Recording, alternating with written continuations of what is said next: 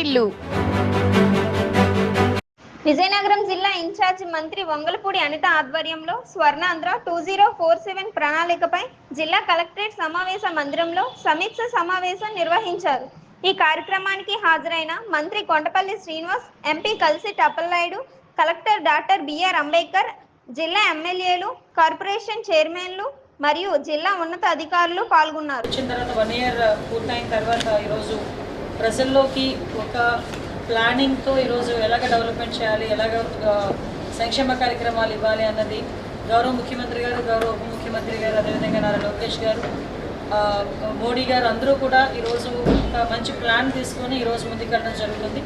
దానిలో భాగంగానే మొన్న సుపరిపాలన అనే ఒక కార్యక్రమాన్ని కూడా ఏర్పాటు చేసి ఆల్ మినిస్టర్స్, ఎమ్మెల్యేస్, ఎమ్మెల్సీస్, అదేవిధంగా సచివాలయంలో ఉన్న ఈ విజన్ 2047కి ఎవరైతే అపాయింట్ అయ్యారో వాళ్ళు, కలెక్టర్స్, ఆర్డీఓస్, ఐపీఎస్ ఆఫీసర్స్ అందరితో కూడా ఒక మంచి మీటింగ్ ఏర్పాటు చేసి ఆ రోజు నుంచి అంటే 1 ఇయర్ తర్వాత నుంచి జరగబోయే కార్యక్రమాలు ఏ విధంగా జరగాలన్న దాని మీద గౌరవ ముఖ్యమంత్రి గారు, గౌరవ ఉప ముఖ్యమంత్రి గారు, అదేవిధంగా పురంధరేశ్వరి గారు అందరూ కలిసి కూర్చొని ఒక విజన్ ప్లాన్ ఇవ్వడం జరిగింది. 6వ తారీఖులోపు ఈ కార్యక్రమంలో భాగంగానే ప్రతి నియోజకవర్గంలోని కూడా ఒక విజన్ ప్లాన్ రెడీ చేసుకోవాలి, 2047 విజన్ ప్లాన్ రెడీ చేసుకోవాలి. దానిలో తర్వాత ఒక డిస్ట్రిక్ట్ లెవెల్లో ఒక ప్రోగ్రామ్ని కూడా కండక్ట్ చేసుకొని దీనికి మనందరం కూడా కార్యాచరణలకు ముందుకు తీసుకెళ్ళడానికి రూపొందించుకోవాలని గౌరవ ముఖ్యమంత్రి గారి ఆదేశాల మేరకు ఈరోజు విజయనగరం జిల్లాలో ఇంచుమించుగా 4-5 కాన్స్టిట్యున్సీస్ ఆల్రెడీ విజన్ 2047 మీద మీటింగ్స్ పెట్టుకొని అటు కాన్స్టిట్యున్సీ విజన్ కూడా రెడీ చేసుకోవడం జరిగింది. కాన్స్టిట్యున్సీ విజన్ కూడా ఈరోజు సెక్రటేరియట్లో కూడా అంటే గ్రామాల లెవెల్లో నుంచి కూడా ఒక 5 సంవత్సరాలకి అంటే 28-29 వరకు ఒక vision plan, at the same time 2047కి ఒక విజన్ ప్లాన్. ఈ 2 విజన్ ప్లాన్లతో ఆ గ్రామంలోని 2 టైప్స్లో డివైడ్ చేశారు. ఆ గ్రామానికి ఏ ఇన్ఫ్రాస్ట్రక్చర్ కావాలా, గ్రామానికి వాటర్ ట్యాంక్ కావాలా, ట్రైన్స్ కావాలా, రోడ్స్ కావాలా, ఆ గ్రామంలో ఇంకా ఇన్ఫ్రాస్ట్రక్చర్ ఏది పెంచితే లైవ్లీహుడ్ పెరుగుతుంది అన్నది ఒక aspect. At the same time ఒక ఫ్యామిలీని బేస్ చేసుకొని ఆ ఫ్యామిలీకి హౌసింగ్ స్కీమ్ ఉందా, లేకపోతే పెన్షన్ అర్హత అయిన గారికి పెన్షన్ వాళ్ళకి ఇంకా పెన్షన్ రావట్లేదా, ఇంకా అమ్మకు వందనం కింద ఏదైనా ప్రాబ్లమ్స్ ఉన్నాయా, సో ఈ టైప్ ఆఫ్ ఒక బేస్ చేసుకొని ఒక పక్కా ప్రణాళికతో ఈరోజు ఆంధ్రప్రదేశ్ రాష్ట్రాన్ని ముందుకు తీసుకెళ్లాలి అని ఒక విజనరీ కలిగిన నాయకుడిగా గౌరవ ముఖ్యమంత్రి గారు చెప్పిన ఆదేశాల మేరకు ఈరోజు విజయనగరం జిల్లాలో మేము మీటింగ్ ఏర్పాటు చేసుకోవడం జరిగింది. ముఖ్యంగా విజయనగరం సెక్టార్, మన విజయనగరం జిల్లాను అనుకుంటే నేను చాలా సందర్భాల్లో చెప్పాను, ఇది వెనుకబడిన జిల్లా కాదు, దీన్ని ప్రాపర్ వేలో యూటిలైజ్ చేసుకుంటే అభివృద్ధి చెందిన జిల్లా కింద మార్పు చెందడానికి అతి తక్కువ కాలంలోనే మనం చేయొచ్చు అని చెప్పి మేము మీ అందరికీ కూడా చెప్పడం జరిగింది. దానికి మీ భాగస్వామ్యం, అదేవిధంగా ప్రజాప్రతినిధులుగా మాది, అదేవిధంగా అఫీషియల్స్గా అందరు భాగస్వామ్యం తీసుకోవాలని మేము కోరుకుంటున్నాం. ముఖ్యంగా మేము ఏంటంటే ఇందులోనే మనకి అగ్రికల్చర్ సెక్టార్ అనేది చాలా ఇంపార్టెంట్ మన విజయనగరం ఈ విజన్ ప్లానింగ్లో. ఆ అగ్రికల్చర్ సెక్టార్ కూడా ఇందాకే మేము అగ్రికల్చర్ జేడీ గారితో, హార్టికల్చర్ జేడీ గారితో అందరితో కూడా మేము మాట్లాడడం జరిగింది. ఓవరాల్గా 170,000 ఎకరాలు ఈరోజు హెక్టార్లు ఈరోజు మనకి విజయనగరం జిల్లాలోని మనం తీసుకోగలిగితే, అగ్రికల్చర్ సెక్టార్లో తీసుకోగలిగితే వాటిని ఏ విధంగా మనం వాటిని క్రాప్ని పెంచవచ్చు, మార్కెటింగ్ పెంచవచ్చు, జీడిపి రేట్ని దగ్గర మనకి డబుల్ చేయొచ్చు అన్న దాని మీద వాళ్ళు కూడా ఒక క్లియర్ ఇన్ఫర్మేషన్ ఇవ్వడం జరిగింది. మేము కలెక్టర్ గారు, మినిస్టర్ గారు, ఎంపీ గారు అందరం కూడా ఇందులో వన్ ఆఫ్ ద పార్ట్ కాబట్టి సపరేట్గా సెక్టార్స్ వైజ్గా కూడా మీ ఇండస్ట్రియల్ సెక్టార్ వైజ్గా, అగ్రికల్చర్ సెక్టార్ వైజ్గా, సర్వీస్ సెక్టార్ వైజ్గా కూడా మేము ఒక మీటింగ్స్ ఏర్పాటు చేసుకొని ఈ ప్లానింగ్ను బట్టి ముందుకెళ్ళాలి అన్న ఆలోచనతో ఉన్నాం.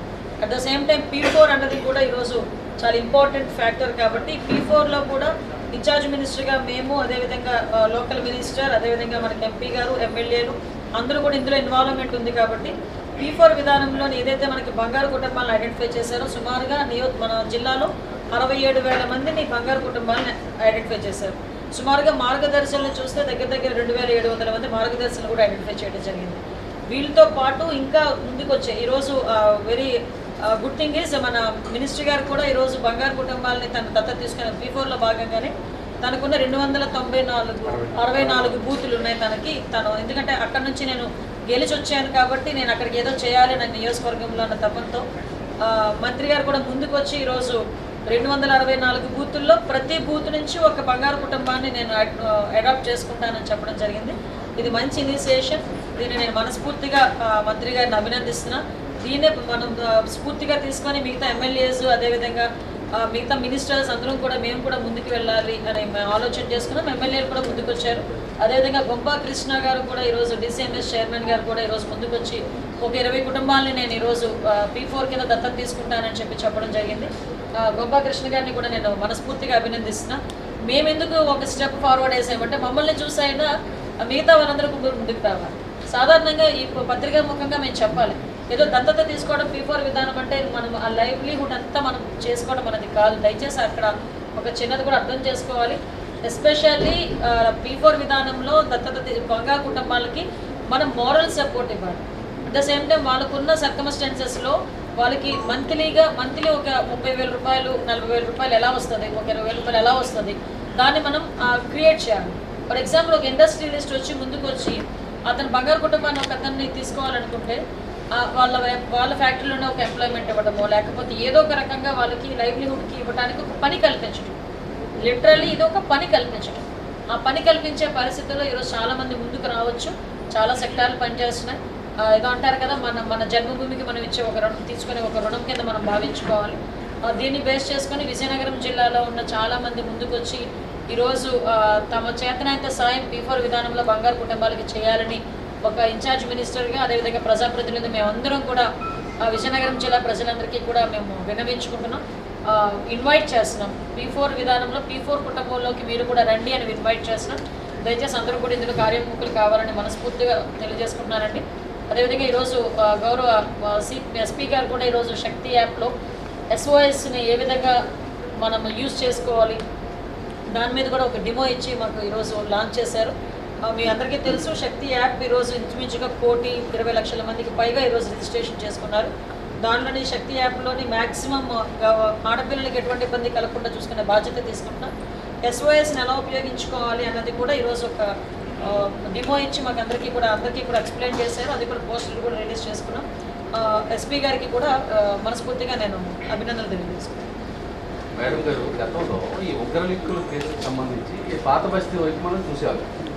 ఇప్పుడు విజయనగరం కావచ్చు, అన్నమయ్య జిల్లాలో రాయచోటు కావచ్చు, ఇవి బయటపడతాయి. ఇది ఒక రోజులోనూ నెల రోజుల్లోనూ వాళ్ళు తయారైన వాళ్ళు కాదు, కొన్ని నెలల నుంచి వాళ్ళు వర్కౌట్ చేస్తున్నారు.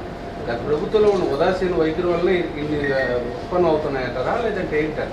యాక్చువల్గా అంటే మేము ఒక 1 ఇయర్ వచ్చిన తర్వాత కూడా మేము గత ప్రభుత్వం గురించి మాట్లాడడం అన్నది పద్ధతి కాదు, కానీ మాట్లాడాలి ఇప్పుడు. ఎందుకంటే మీరు అన్నది కరెక్ట్. ఇది ఇంతకుముందు మీరు అబ్జర్వ్ చేయండి, గాంజా 2019 వరకు ఏ లెవెల్లో ఉండేది, 19 తర్వాత ఏ లెవెల్లో ఉన్నది ఒకసారి గ్రాఫ్లు కూడా తీసుకుంటే ఆ ఉదాసీనత అనేది చాలా క్లియర్గా మనకు కనిపిస్తుంది. అట్ ద సేమ్ టైం ఈ ఉగ్ర కదలికల మీద ఇంత నిఘా వర్గాలు పనిచేసినప్పటికీ కూడా చాలా unfortunate thing is and at the same time surprise thing is, ఎక్కడో ఒక దగ్గర మనకు కనిపించాల్సిన ఈ ఉగ్రవాదుల తాలూకా కదలికలు మన సరౌండింగ్లోనే కనిపించడం అన్నది అట్ ద సేమ్ మనకు ఇంకా అందులో ఇంకా వన్ ఆఫ్ ద లెకెస్ట్ పార్టీస్ మన ఇంటెలిజెన్స్ వర్గాలు కరెక్ట్గా పనిచేస్తే వాళ్ళు ఇన్ టైంలో పట్టుకొని మనల్ని ఒక సేఫ్ గార్డ్లోకి తీసుకురావడం అనేది ఒక మంచి పాయింట్ కింద మనం కూడా తీసుకోవాలి. At the same time police department కానీ, ఇంటెలిజెన్స్ డిపార్ట్మెంట్స్ కానీ, సెంట్రల్ ఇంటెలిజెన్స్ డిపార్ట్మెంట్ కానీ దీని మీద చాలా తరువుగా పనిచేస్తున్నారు. ఇప్పుడు మీకు అందరికీ తెలిసిందే, టెక్నాలజీ పెరిగిపోయింది, ప్రతి ఒక్కరికి యూట్యూబ్ చేతిలో ఉంది. అటువైపు ఆ టెక్నాలజీని ఏదో అంటారు కదా, ప్రాపర్ వేలో మంచిగా ఉపయోగించుకునే కన్నా చెడుకు ఉపయోగించుకునే పరిస్థితులు కనిపిస్తాం. ద సేమ్ టైం ఈరోజు గాంజా ఉందండి. నేను చాలా హ్యాపీగా చెప్తాను, మన ఈగల్ మనకి యాంటీ నార్కోటిక్ డే జరిగింది. ఆ రోజు కనుక మేము మొత్తం లెక్కలు తీసుకుంటే ఇంతకుముందు 10,000 ఎకరాల పైన కల్టివేషన్ ఉన్న గాంజా క్రాప్ని మనం వచ్చిన తర్వాత ఈగల్ టీమ్ ఏర్పాటు చేసిన తర్వాత దాన్ని 99 ఏకర్స్, ఆ 99 ఏకర్స్ కూడా అది కూడా డిమాలిష్ చేసేసి వాళ్ళని కూడా ఈరోజు ప్రాపర్ వేలో నడిపించడం. ఈరోజు ఆల్టర్నేటివ్ క్రాప్స్కి సంబంధించి వాళ్ళు ఈరోజు దగ్గర మీరు నమ్ముతారో దగ్గర 40,000 సంథింగ్ ఆ సీడ్స్ కూడా ఇవ్వడం జరిగింది. అంటే వాళ్ళకి ఆల్టర్నేటివ్ క్రాప్స్ కింద మనం ఈ పసుపు కానీ, జింజర్ కానీ, టర్మరిక్ కానీ, వాళ్ళకి ఆల్టర్నేటివ్ క్రాప్స్ అన్ని కాఫీ, ఈ మన పెప్పర్, ఇవన్నీ కూడా ఇచ్చుకోవాలి. విత్తనాలు కూడా పంపిణీ చేసుకున్నాం. This is the right time. Both కల్టివేషన్కి గాంజా కల్టివేషన్కి కానీ, ఆల్టర్నేటివ్ క్రాప్ కల్టివేషన్ కానీ జూలై ఆగస్ట్ అనేది టైం అనమాట. ఈ టైంలోనే వాళ్ళకి ఆల్టర్నేటివ్ క్రాప్స్కి సంబంధించిన సీడ్స్ ఇస్తే వాళ్ళు అటువైపు వెళ్ళరు అని ఈరోజు ఈగల్ టీమ్స్ మోటివేట్ చేసి ప్రతి 10,000 ఎకరాలకి కూడా ఈరోజు ఆల్టర్నేటివ్ క్రాప్స్ సంబంధించిన సీడ్స్ ఇవ్వడం జరుగుతుంది. ఈరోజు మీరు అబ్జర్వ్ చేసుకుంటే, అంటే నేను డిపార్ట్మెంట్ స్టేట్లు నేను డివైడ్ చేసి మాట్లాడడం కాదు, కానీ మనకి ఒరిస్సా సైడ్ నుంచి అటు నుంచి తమిళనాడు ఎక్కువగా మనకి ట్రాన్స్పోర్ట్ అయ్యే పరిస్థితి. మీరు అబ్జర్వ్ చేసుకుంటే ఆంధ్రాలోకి ఎంటర్ అయిన తర్వాత మ్యాక్సిమం ఐదర్ విజయనగరం లేకపోతే అనకాపల్లి, వైజాగ్ ఈ ఏరియాస్లో చాలా ఎక్కువగా హ్యూజ్గా మనం పట్టుకుంటాం. అంటే ఒక్క సంవత్సరంలోనే దగ్గర 70,000 కేజీలని డిమాలిష్ చేసాం గాంజాను. అంటే ఈరోజు ఎంత ప్రాపర్ వేలో వర్క్ చేసుకున్నాం. ఈవెన్ దో మోటివేషన్ కావాలని ఈగల్ క్లబ్స్ని ఏర్పాటు చేస్తాం. అంటే నేనేమంటానంటే ఒక బాధ్యత కలిగిన ఒక గవర్నమెంట్ చేసే పని ఇలా ఉంటే లాస్ట్ 5 years కనీసం దీని మీద ఒక రివ్యూ చేసిన పాపాను కూడా నాకు తెలిసి పోలీస్ డిపార్ట్మెంట్ ఒక రివ్యూ చేసిన పాపాను ఈ రోజు కూడా జగన్మోహన్ రెడ్డి నాకైతే తెలియదు. ఈరోజు అలా కాదు, ప్రతి ఎవ్రీ మంత్ మార్నింగ్ వేసుకి ఏం జరుగుతుంది అని ఎక్కడ ఒక చిన్న ఇన్సిడెంట్ జరిగినా మాకన్నా ముందు సీఎం గారు స్పందిస్తున్నారు. సో అందువల్లనే మేము కూడా కంట్రోల్ చేసుకోగలుగుతున్నాం. మ్యాక్సిమం ఇవన్నీ కూడా గంజా ఇవన్నీ కూడా కట్టడి చేస్తాం. నాకు కూడా అదే టాపిక్ మా దగ్గరికి వచ్చిందండి. నేను ఇంకా పుణ్యగిరి టెంపుల్ని కూడా అభివృద్ధి చేయాలని చెప్పడం జరిగింది. దానికి సంబంధించి 7 కోట్ల రూపాయలు పెట్టి రోడ్డు కూడా శాంక్షన్ అయింది. ఫారెస్ట్ క్లియరెన్స్ కూడా వచ్చింది. అక్కడ మనకు అదృష్టం ఏంటంటే ఏఎస్ఆర్ డిస్ట్రిక్ట్ కలెక్టర్ గారు కూడా చాలా సానుకూలంగా స్పందించి ఆ రోడ్డు క్లియరెన్స్ కూడా చేశారు. దాంతోపాటు రామతీర్థాలు కానీ అటు నుంచి కొన్ని టెంపుల్స్ మన చీపురుపల్లిలో ఉన్న టెంపుల్స్ అవన్నీ కూడా చెప్పారు. ఈ టెంపుల్ టూరిజం డెవలప్ చేయడానికి కూడా ఒక రూట్ మ్యాప్ వేసి వీలైతే మా వాళ్ళు ఇచ్చిన సజెషన్ మేరకు ఒక ఫ్రీ బస్ ఏదైతే ఏమైనా మనం చేయగలిగామో అది కూడా చేస్తున్నాం. అట్ ద సేమ్ టైం కొన్ని ప్లేసెస్ని టూరిజానికి ఇచ్చి హోటల్స్ డెవలప్ చేసుకునేదానికి అది కూడా పెడుతున్నాం.